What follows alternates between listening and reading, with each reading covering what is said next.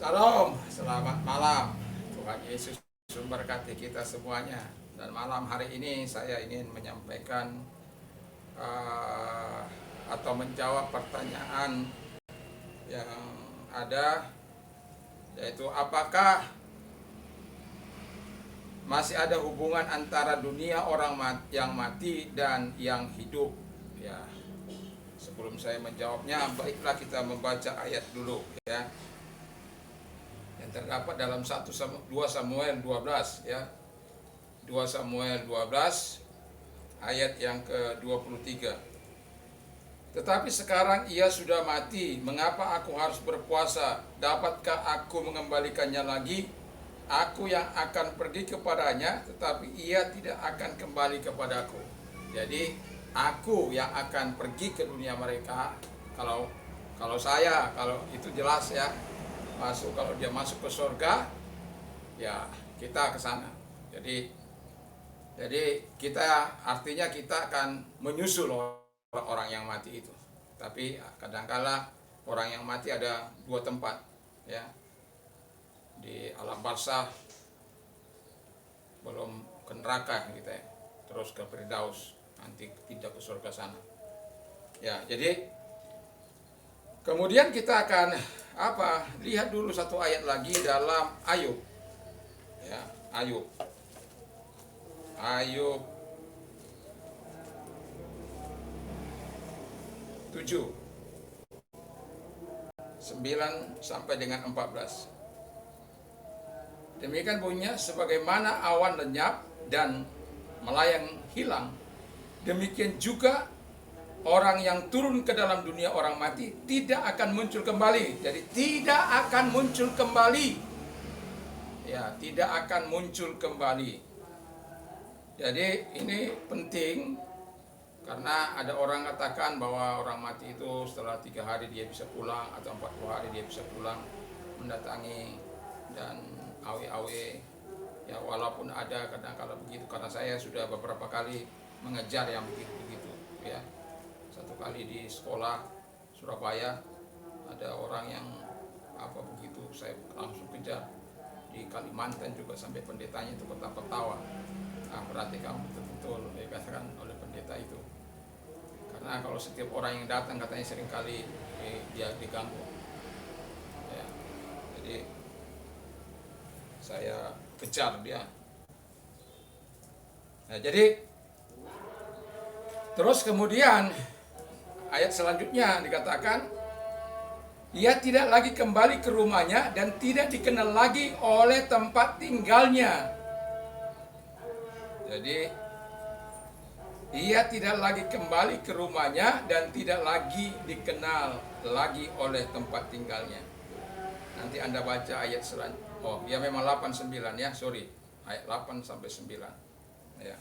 Oke.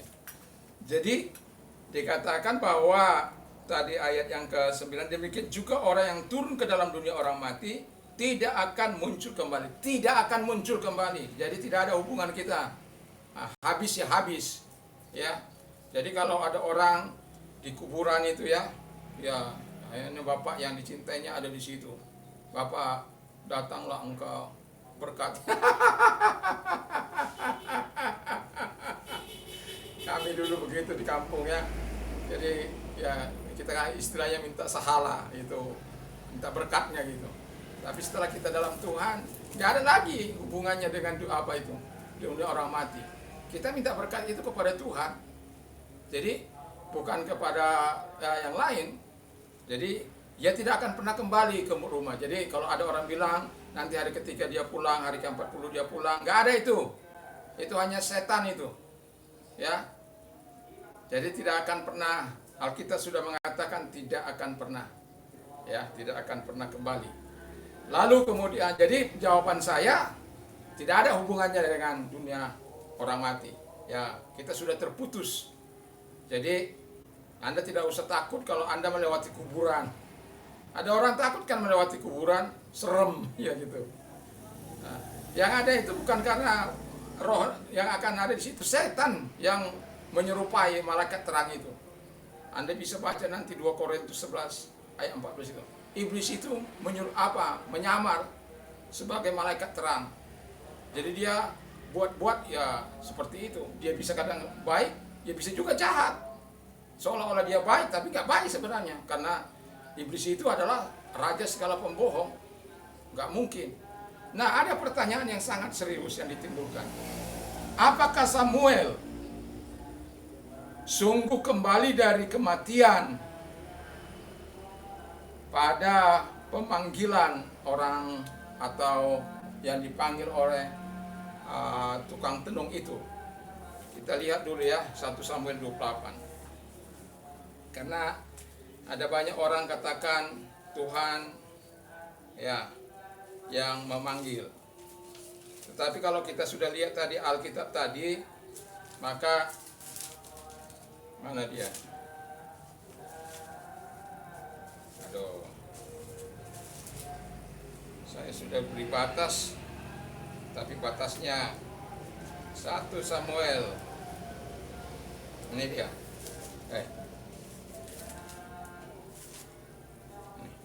1 Samuel 28 ayat yang ke-12.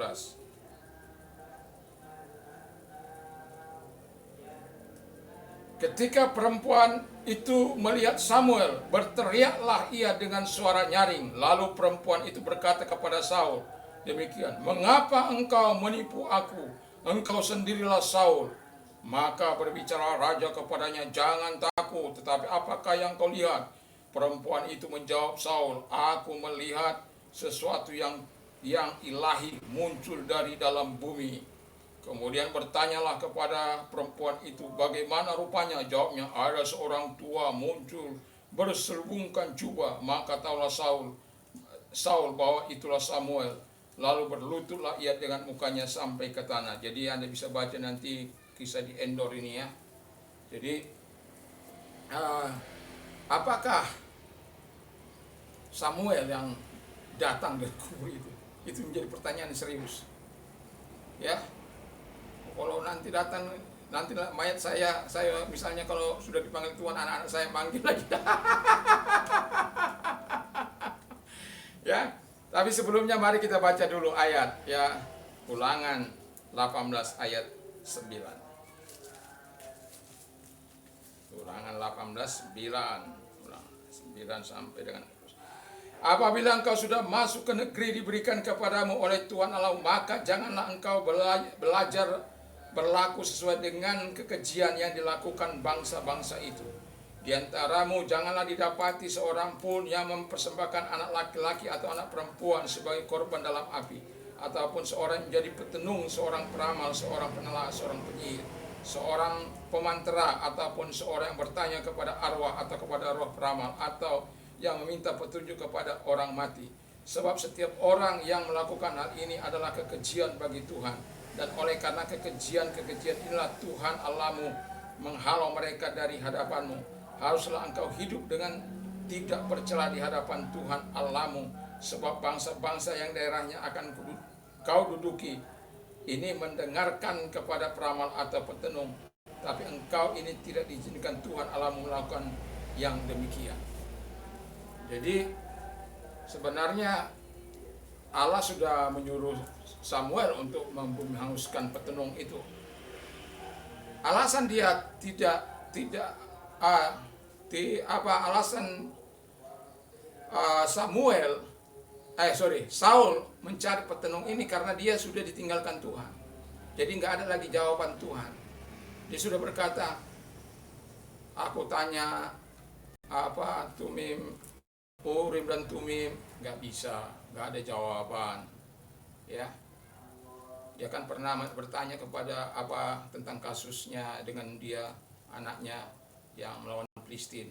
Lalu anaknya itu memakan dengan tongkatnya mencelupkan ke madu, maka bersinarlah matanya, kan katanya itu. Lalu kemudian karena jengkelnya bapaknya kalau nggak sepuas apa yang diharapkan gitu loh. Lalu bertanyalah dia, Urim dan Tumim, masih dijawab pada waktu itu. Tapi setelah itu sudah, karena dia sudah melanggar titah Tuhan, ya dia tidak mau dengar-dengaran, disuruh membasmi orang Amalek dan semua korban jangan diambil, justru yang baik-baik diambil sama dia. Dan rajanya juga dibiarkannya hidup. Dan kemudian juga ya katanya dengan alasan dia akan mempersembahkannya kepada Tuhan. Makanya Tuhan katakan mendengar jauh lebih baik dari segala persembahan apapun. Jadi dengarkan firman Allah.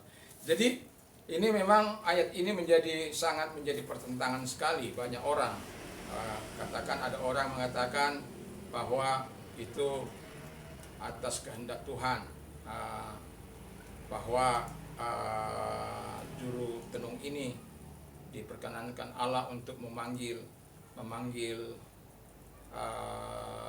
Samuel. Tapi kalau kita lihat ayat-ayat yang ada, ya, itu pendapat orang, ya, ada yang mengatakan demikian.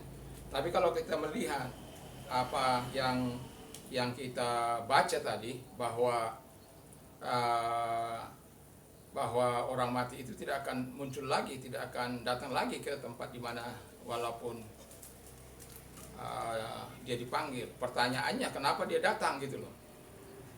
Ya, seperti saya katakan tadi bahwa dalam 2 Korintus 11:14 setan itu bisa menyamar seperti malaikat terang. Jadi dia bisa saja berbuat hal yang seperti itu.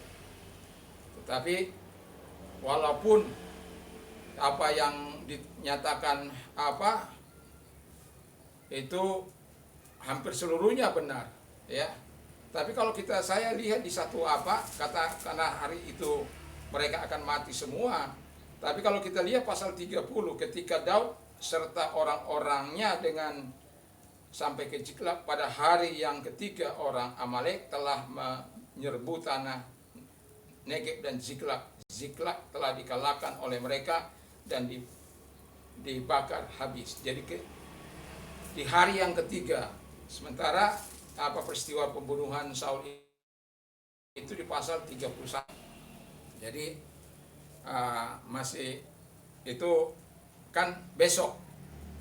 Alkitab tidak menyatakan di Kejadian dalam 1:31 itu bahwa besoknya mereka melakukan pertempuran, tidak ada, ya. Bahkan yang dikatakan karena si Daud ini ingin membela Lakis, orang Filistin itu, karena dia memang ada di situ, tapi berpura-pura saja dia baik di situ, ya. Nah, tetapi di situ dia tidak diizinkan berperang oleh panglima perang Filistin itu.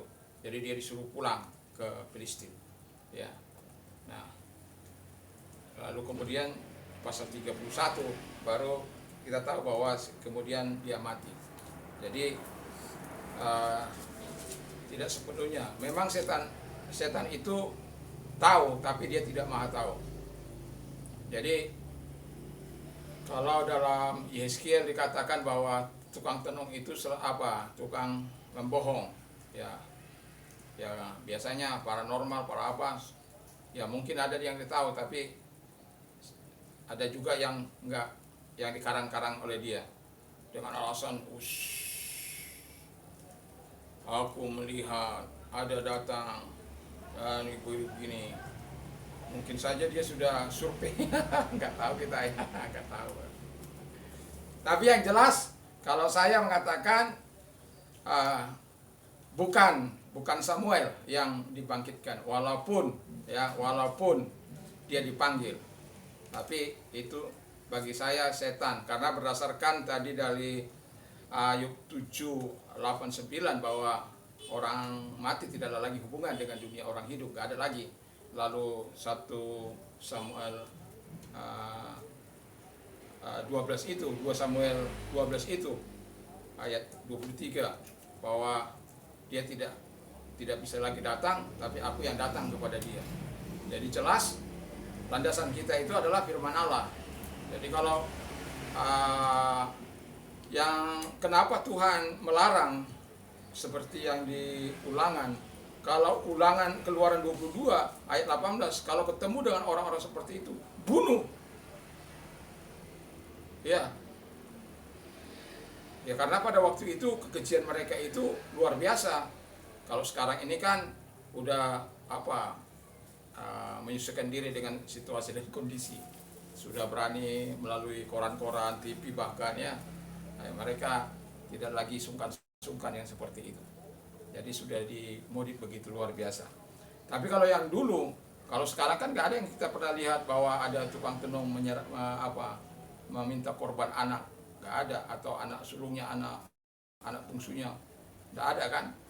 Jadi itu sebabnya Tuhan sangat murka dengan hal-hal yang seperti itu, karena akhirnya orang-orang Israel itu bisa terlibat di dalamnya. Itu sebabnya kalau ada di wilayah mereka, tapi mereka nggak cari di wilayah-wilayah lain. Kalau ada di wilayah kerajaan mereka ada orang-orang seperti itu wajib hukumnya, karena sudah melanggar hukum Tuhan. Jadi Saul itu tidak dibangkitkan atau ditampakkan, kalaupun wanita tukang sihir itu mengatakan aku melihat Samuel, ya bekerjanya tukang tenung itu kan berbohong. Begini yang mau saya katakan begini, apa sulitnya bagi Tuhan untuk menegur si Saul?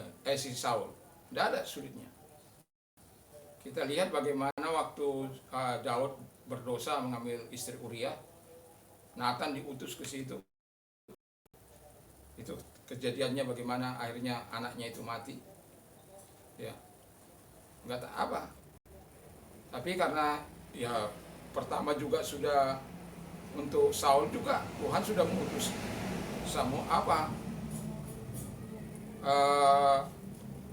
masih almarhum hidup Samuel.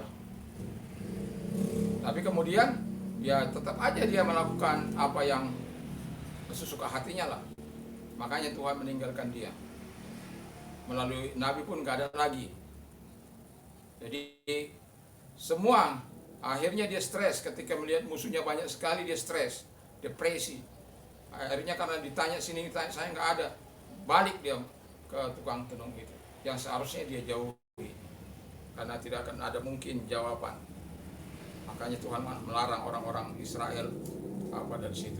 Tapi justru yang mengerikan waktu dijawab oleh setan itu, dia justru stres. Kalau dia tahu itu bukan, kalau dari Tuhan seharusnya ampuni aku Tuhan, ampuni aku, betul aku bertobat. Saya yakin Tuhan maulah, ya. Udah tahu dia akan apa, Tuhan ampuni saya, betul saya bertobat saya Tuhan. Pastilah. Iski aja yang di penalti mati, hidupkan lagi 15 tahun. Ya. Jadi itu jawaban saya. Jadi kalau dikatakan apakah masih ada hubungan antara dunia orang mati dengan dunia orang yang hidup, tidak ada. Ya, putus sudah. Apakah Samuel itu betul-betul dipanggil dari dalam kubur untuk menjawab pertanyaan-pertanyaan yang diajukan? Itu bagi saya itu tidak, karena dari alasannya tadi sudah saya baca, dunia orang mati tidak akan kembali. Ayub juga sudah menerangkan kepada kita, dia tidak akan pernah datang, ya, yang bisa kita yang akan lenyap, ya. Jadi begitu. Jadi kalau ada orang bilang bisa pengajaran roh-roh nenek moyang mendatangkan menjadi tabib, menjadi dukun, itu sesat, bertobat, ya, karena tidak ada ajaran seperti itu. Kalau ajaran seperti itu berarti bukan ajaran Tuhan, itu ajaran setan. Ajaran Tuhan tidak pernah begitu. Ajaran Tuhan itu praktis. Kau doakan, kau tumpang tangan. Tidak ada bibir komat kamit di situ. Ya kalau komat kamit sendiri nggak apa-apa, tapi bukan untuk komat kamit. Bukan gitu. bukan begitu. Ya, jadi ya saya bersyukur. Ya, semoga bisa memuaskan jawaban ini. Kalau tidak, mari kita belajar lagi dari kebenaran firman Allah. Kalau ada saran-saran, silakan komen, ya, dan share juga kepada yang lain. Karena pengajaran ini sangat, dunia orang mati masih dianggap ada hubungannya dengan dunia orang hidup. Itu pengajaran setan-setan itu bukan pengajaran Yesus, bukan pengajaran ilahi. Jadi kita sebagai orang yang percaya, mari kita terus percaya Tuhan Yesus dengan segala kebaikannya, dengan segala kemurahannya. Jadi Tuhan memberkati. Makanya ketika orang mengatakan berdoa di depan kuburmu, gak ada gunanya berdoa. Apalagi kita bilang, Bapak berkati saya, gak ada. Sudah waktu dia meninggal itu final semuanya, ya. Hanya jasadnya aja yang ada di situ, ya. Tubuhnya aja yang ada di situ, rohnya sudah ada di suatu tempat. Jadi gak ada hubungannya lagi dengan kita, ya. Jadi selama kita hidup, itu sebabnya Tuhan bukan soal lamanya kita hidup, tapi bagaimana cara kita hidup. Nah, ketika cara kita hidup benar, ya itu yang disenangi oleh Tuhan. Tuhan Yesus memberkati kita. Dan saya mau berbuka. Nah, ini ada bubur ubi dan tepung ini. Ya, puji Tuhan, ya. Aduh, saya sudah lapar. Ya. Jadi ini istri saya bilang tadi saya akan bikin dari ubi, karena kemarin ya abinya ada buah pisang. Nah, sebelum saya kita berdoa dulu. Tuhan Yesus memberkati, dan terima kasih buat berita juga, sehingga kami punya kepastian dalam kehidupan ini Bapa di surga.